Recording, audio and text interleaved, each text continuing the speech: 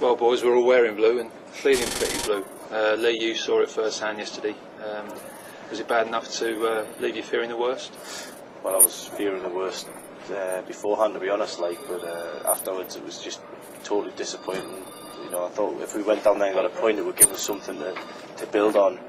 And obviously, we always, like Shearer said before the game, we always had to win them 3 home games, and that definitely hasn't changed. I mean, even winning the 3 games now might not be enough, which is like, you know, it started off when you mentioned the relegation word at St James at the start. People thinking, well, like, people trying to say don't mention it, you know. But now it's turned into like a distinct possibility. And yesterday's performance didn't really. I was looking around the pitch and I was thinking, where's the hope coming from here? And apart from maybe Habib Bey and Sebastian Bassar, I didn't see it. But that was only because they were backs against the wall jobs. So, you know, I'm not saying they won't win them 3 games, but I think it's definitely a big ask now, isn't it? Well, the other results didn't go for us. We're now 4 points off safety. So we can win against Portsmouth next time out, and we're still guaranteed to be in a relegation position, which is absolutely frightening. And all the other teams play before Newcastle do, so the gap could be more than 4, which then psychologically. Then if you do beat Portsmouth, you've got to go to Liverpool. I would have preferred another home game to follow to try to get on a run. I mean, my only hope looking at it, and I'm beginning to despair, is that I've just got a feeling in Middlesbrough and Hull accepting West Brom are down.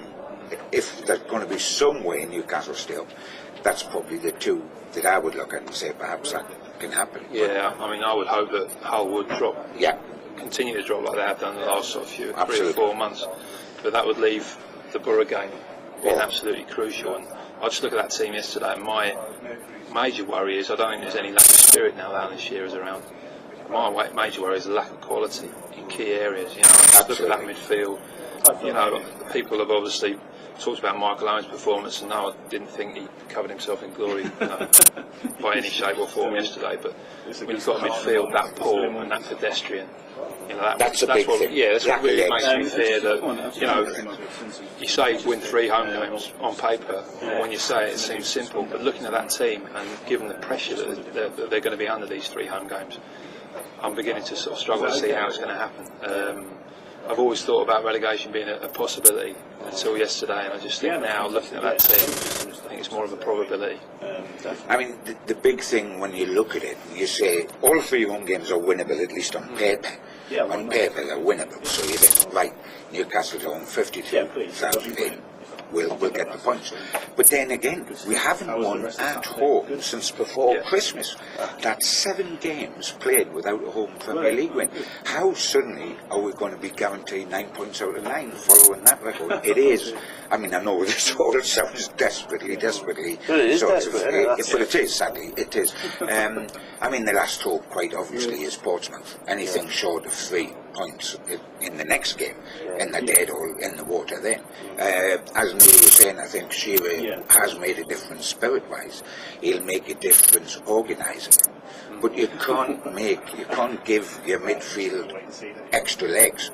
You know, you can't put a cutting edge in the front. You've got what you've got, and what we've got sadly is not good enough. How on earth we built a squad with a pedestrian midfield, then bought Nolan, who's one pace to go into that midfield? How we have a squad with 1 left back in the whole of the squad? I mean, it's so desperately unbalanced, isn't it? That's the big thing that's wrong. It's unbalanced. And a couple of injuries and it's cracked. We do need to get better service into the front and hope they don't hit some sort of form. I mean, if we want to cling on to something, and we obviously all do, perhaps the 3 up front, with Viduka fit again, if you go Viduka, Martins, Owen, and remember those 3 kept them up with Kevin Keegan last season. Look, because you've got to cling on to miracles, otherwise we're down now. And if there's to be a miracle, and I think it's a long shot, maybe it's them 3 in the home games will produce some. So 39 points could be enough. I think it probably would be enough actually by a point. But again, 3 home wins, a lot more easy said than done. You know, absolutely. And at the moment, they desperately need a spark, and I'm struggling to see who's going to provide it. But in some ways, you know, we would be happy to go to Villa on the last day needing something, them stuttering and not having made the Champions League, because at least if we go there needing something, we're still in the fight. We're not down on the day we go there, and I would settle for that now. I would settle to be able to go to Villa and have a chance I'd more than of staying up. absolutely.